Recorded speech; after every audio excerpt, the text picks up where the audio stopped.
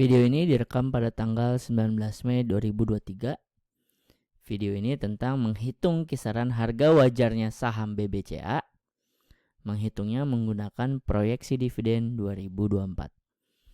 Di luar saham BBCA, saya udah bikin bocoran saham-saham yang layak invest. Berstatus layak invest karena memenuhi 3 kriteria penting. Fundamentalnya mewah, valuasinya masih murah, dan prospeknya cerah. Kalau Anda lagi buru-buru, Anda bisa ambil sekarang juga ya. Link akses bocoran saham-saham like investnya saya taruh di deskripsi. Kalau Anda lagi lowong, ambilnya nanti aja selesai nonton video ngitung valuasi saham BBCA ini. Tadi di awal saya bilang saya menghitung harga wajar suatu saham itu menggunakan proyeksi dividen 2024. Dividen itu apa? Gini, kan BBCA itu kan sebuah perusahaan ya di bidang perbankan, ya minjemin uang, nyalurin kredit segala macam. Itu kan bisnis ya. Namanya bisnis kan ngincer keuntungan dong, ya kan. Kalau nggak ngincer keuntungan namanya yayasan gitu ya. Nah BBCA ini kan perusahaan ya, bisnis ngincer keuntungan. Nah pas ngehasilin keuntungannya dibagiin nggak ke para pemegang sahamnya? Keuntungannya dibagiin nggak ke para investor sahamnya? Atau cuman masuk kantong dia sendiri, terus investornya cuman ngebiayain doang, ngasih duit doang, tapi nggak dapat return apa-apa, nggak dapat timbal balik apa-apa. Oke, kita ke studi case. 2019 dia punya untung 1159 per lembar saham. Dari 1159 dibagiin lah 555 ke investor sahamnya. 555 ini 48% dari 1159. 48% ini disebutnya DPR. Jadi ngomongin dividen, simpelnya ngomongin DPR. 2019 DPR-nya 48%. 2020 48%. 2021 56%. 2022 61%. Sampai sini saya harap Anda udah paham nih apa itu dividen dan apa itu DPR. Sekarang untuk kita bisa dapat kisaran harga murah, wajar, dan mahalnya saham BBCA ini, kita butuh ngerjain 2 PR. 1, proyeksi labanya. 2, proyeksi DPR-nya. Oke, kita mulai dari labanya dulu ya. Karena ini lebih gampang. Karena semuanya seragam, biru gitu ya. Apa yang kita proyeksi? Proyeksi laba dari Q1 ke Q4. Kuartal 1 ke kuartal 4. Berapa perubahannya gitu ya. Itu yang harus kita proyeksikan. Kita lihat aja sejarah 4 tahun terakhir. 2019 Q1 ke Q4 naik 371%. 2020 lagi pandemi nih ya. Q1 ke Q4 naik 312%. 2021 Q1 ke Q4 naik 346%. 2022 Q1 ke Q4 naik 405%. Nah 2023 nih, di penghujung tahun nanti ya, Q1 ke Q4-nya naiknya berapa persen? Itu tugas kita. Paling rendahnya 312% ya, ini pas pandemi. Gile banget ya, pas pandemi Q1 ke Q4-nya masih naik 312%. Dan 312% ini adalah kenaikan Q1 ke Q4 yang terendah selama 4 tahun terakhir ya. Ini 31, ini 346, ini 371, ini 405. Nah saya kalau ngitung kisaran harga wajar, saya pengennya nggak terlalu pesimis, nggak juga terlalu optimis. Ini 312 menurut saya pesimis, karena ini tahun pas lagi pandemi. 405 menurut saya terlalu optimis. Jadi saya pakai di antara pesimis dan optimis, yaitu 346 yang saya pakai.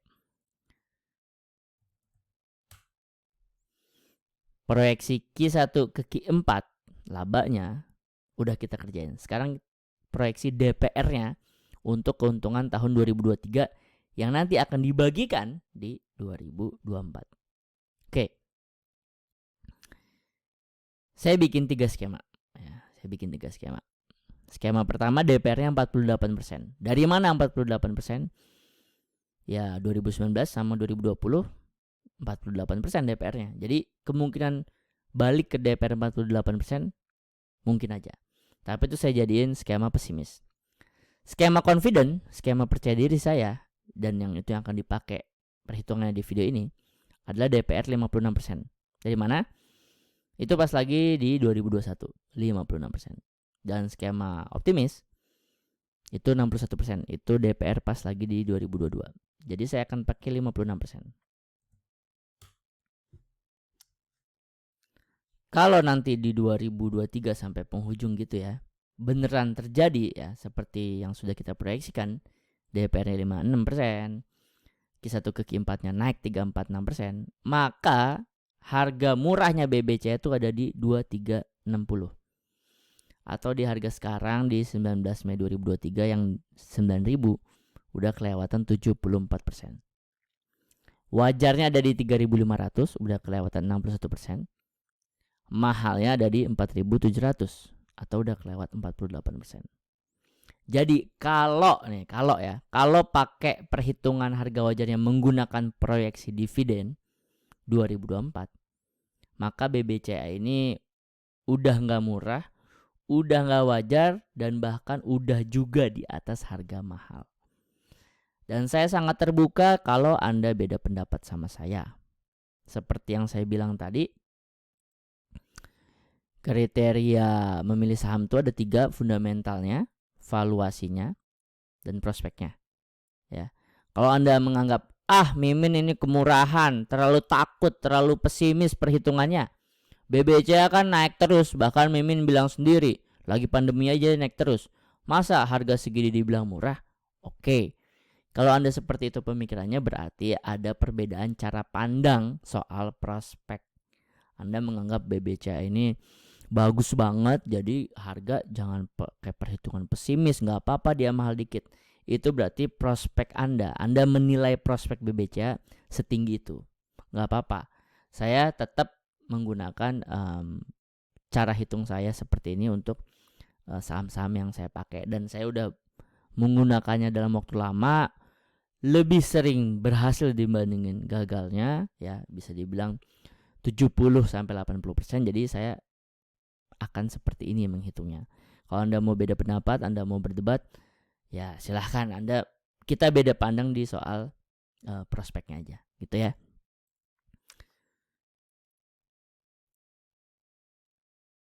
Kesimpulannya tadi udah dibacain. Nah, buat yang mau sahamnya dihitungin juga kisaran harga wajarnya, tulis kode sahamnya di komen.